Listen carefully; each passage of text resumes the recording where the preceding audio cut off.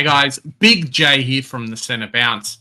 Mate, round 3 done and dusted, and I think this is probably the worst round 3 I've ever had ever in Supercoach.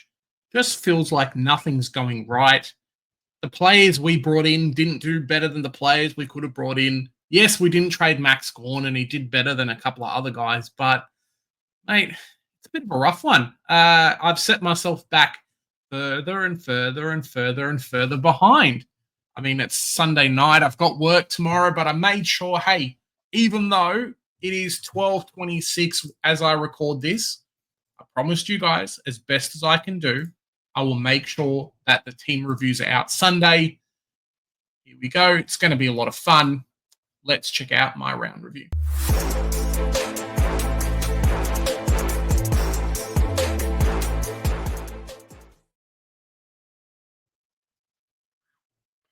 This week, is that better? Yeah. Oh, maybe not. Let's figure this out. Big J, why are you moving around? I'm going to do... Why is that doing it like that? Sorry, fellas. We've got some technical difficulties over here. Big J, what's going on? You guys, I'm keeping that live and uncut here at the Centre Bounce at the moment. It is 12:27 now. We scored 1944.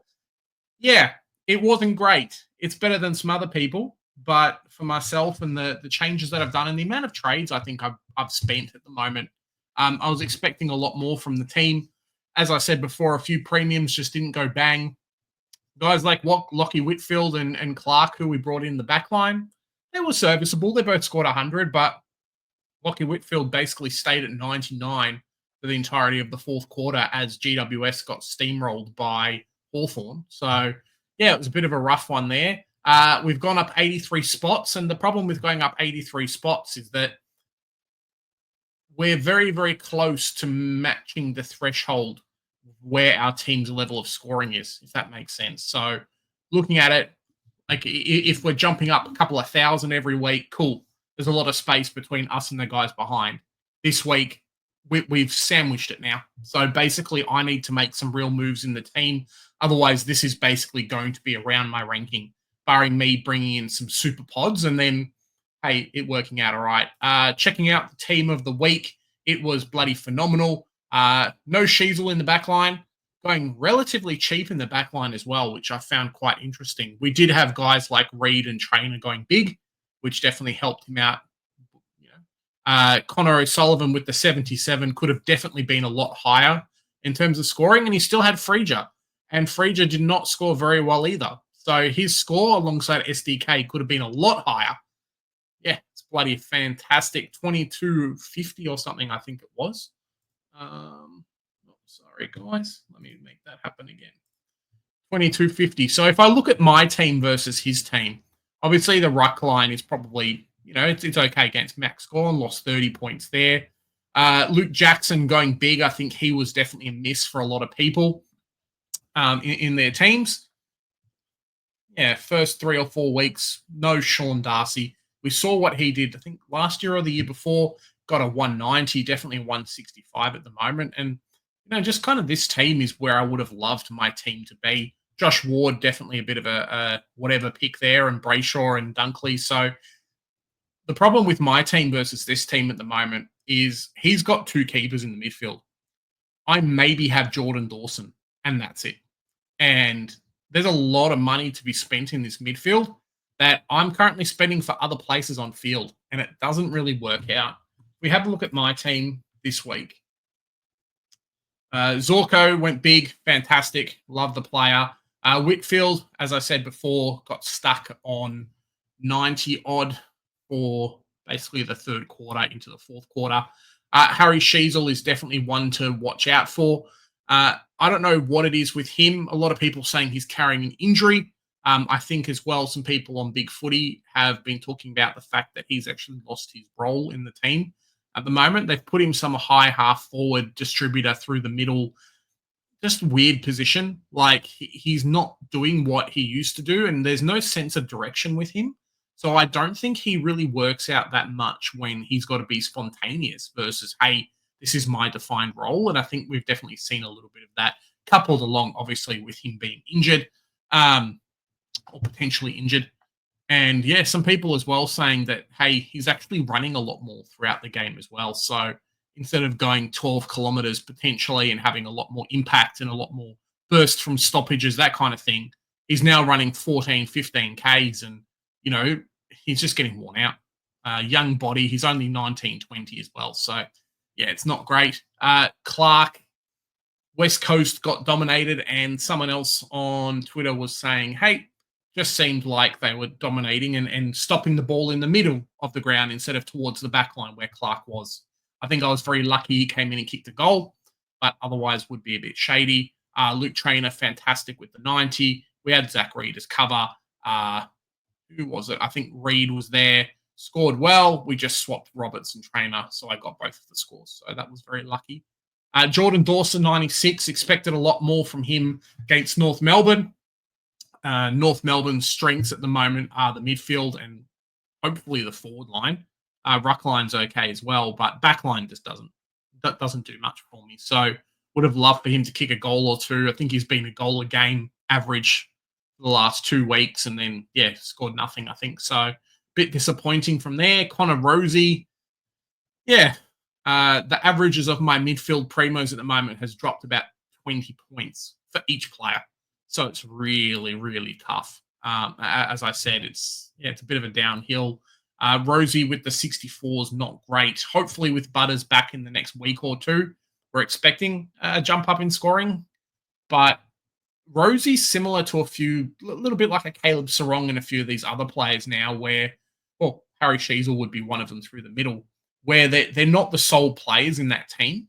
So what I mean by that is, these guys are great when they get the ball, but they're not the only avenue of scoring anymore. Rosie's got Horn Francis, who obviously didn't score that well either, but scored more than Rosie. They've got Drew. They've got a few of these other guys through there as well who did score quite well. We have a quick look. Let me see if I can pull up. Fan footy, you'll get what I mean. So Burgoyne there, obviously, half back. Ollie Wines went big, but just a few of these guys, there was just no scoring. And Connor Rosie got double tagged. It's a bit of a tough one. So hopefully that doesn't happen too much. Callahan obviously got tagged as well.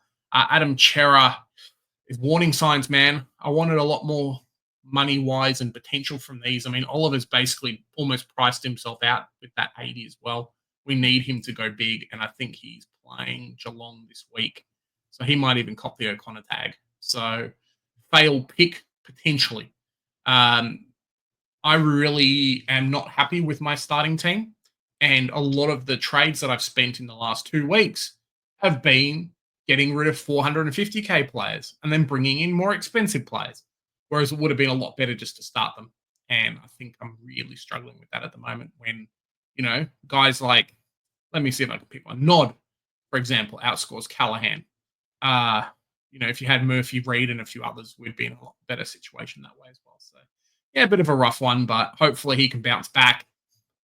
I just went from potentially having 5 keepers here to maybe 1 in Jordan Dawson, who might end up at M8. So it's just about cash gen, and then also grabbing guys when they're on their lowest points, but then grabbing guys as well who are going to make you enough money. And this week we've been smashed by the cash generation. So I've got 6 midfield rookies, and 3 or 4 of them have basically died. Well, technically 5 of them have basically died in cash gen. So it's really not a good situation. Then Cal Pepper as well has basically died in cash gen. And Aiden Johnson's died in cash gen. And Connor Stone has somewhat died in cash gen, though I think his, where is it? I think his DT score was a lot better than his Supercoach score. So there's at least something in there. Connor Stone, 70 DT compared to 46. So at least there's something there. But makes it a really rough situation, guys. Really rough situation. We're saved a little bit by the fact we do have some money in the bank. But in saying that, that could have been the difference between Connor Rosie here and having someone like a Sinclair or having someone like a Dunkley or having someone else like that in the team. I'm basically keeping 2 rookies on the bench, just not scoring anything by having a 183. So it really, really hurts. Max Scorn, 88. Not so happy about him this week, but if we look, don't think Cherry scored that much. Tom DeConning, I think, was the highest scored ruckman, followed by Nank, and then everyone else scored sub-ton. So maybe something there. I think I'm just stuck with him, which really hurts alongside Cheezel. Just dead rookies. And unfortunately, I got suckered into them. Tom DeConning, 133. Maybe I'll just go and vice captain him again versus Darcy Cameron. We'll see what happens there. Harry Boyd, okay. Archer Reed potentially would have been a better choice. I know a few people were talking about that with his score of, I think he scored a 70 or something this week. I think he's about 150K and looking to jump up a little bit. More just job security than anything else. But if you had him, you'd be very, very happy. So Archer Reed, 86. Fantastic. Bailey Williams is not that great. So Archer Reed is basically playing second ruck. If he can kick a couple of goals, he'll just mature into himself. And yeah, it will be fantastic for you owners there. Rankin, 119. Jack McRae, 120. Cool. Caleb Daniel, 116. I think his scoring on field is hurting Shees a little bit too because he pushes quite high up the ground. It's probably not going to show, and I'm talking at my butt, but if we quickly look at Daniel,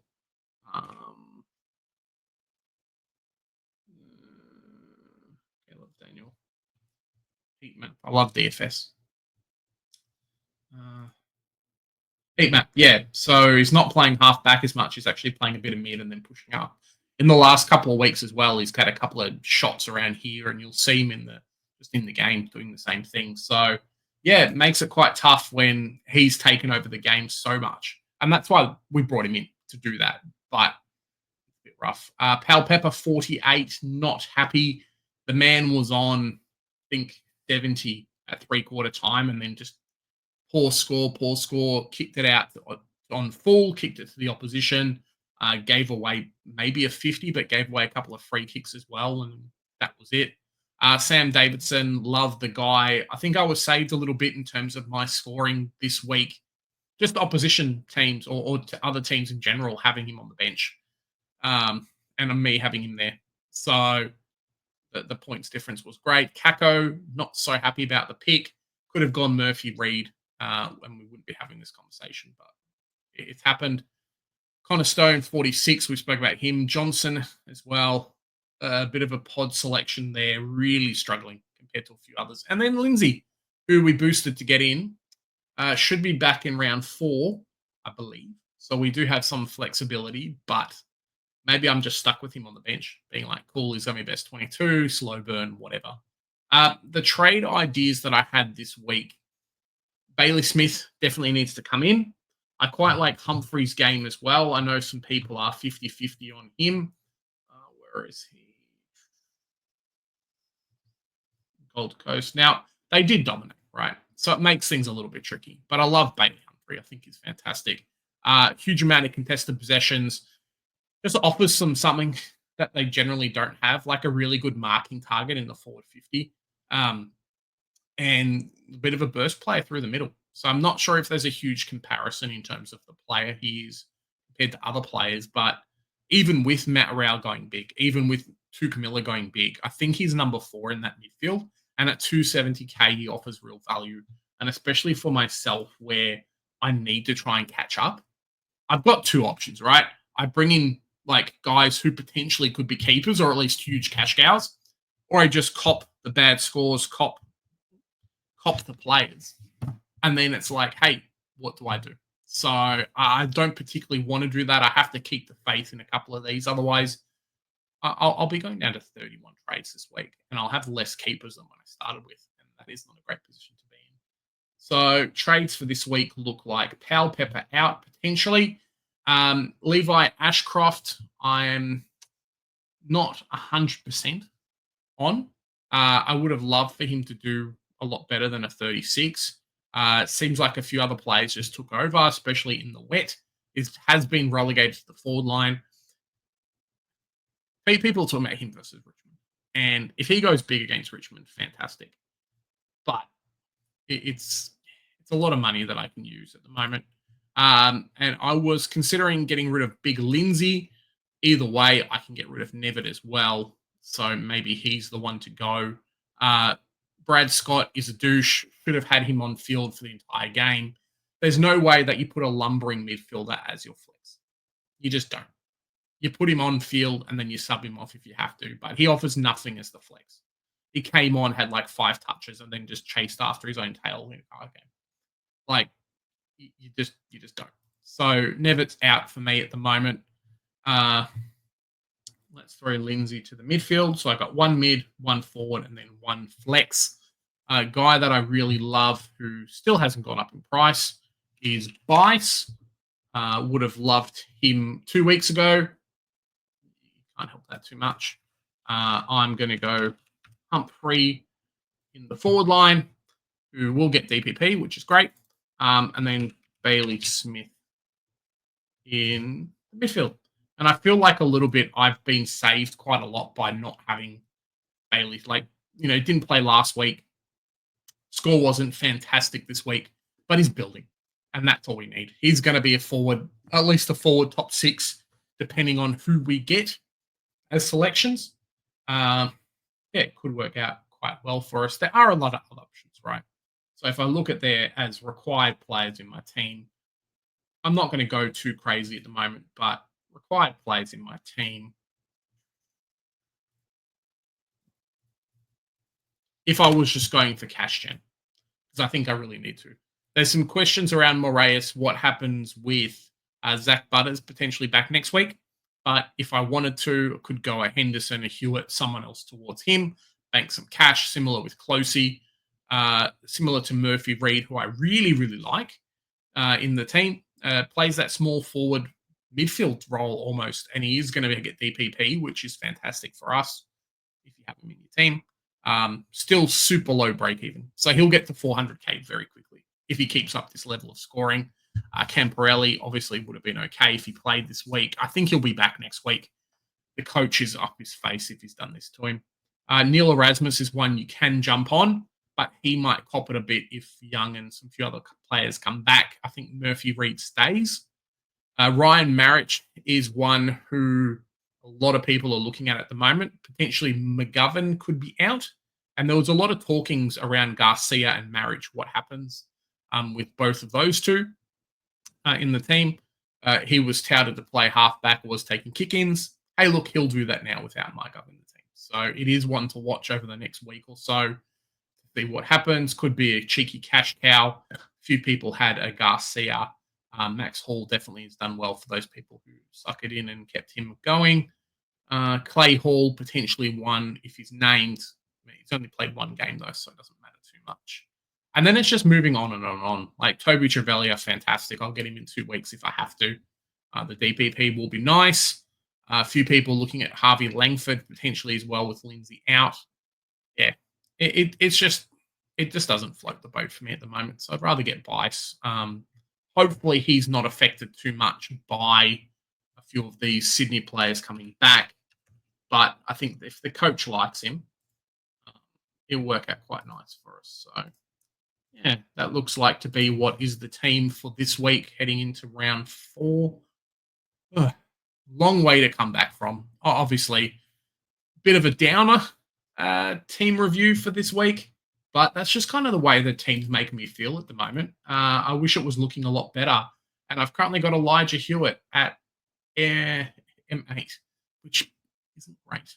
So, yeah, we'll have a bit of a tinker around throughout the week. And maybe I have to pass on a Humphrey. Maybe I have to pass on a Hewitt.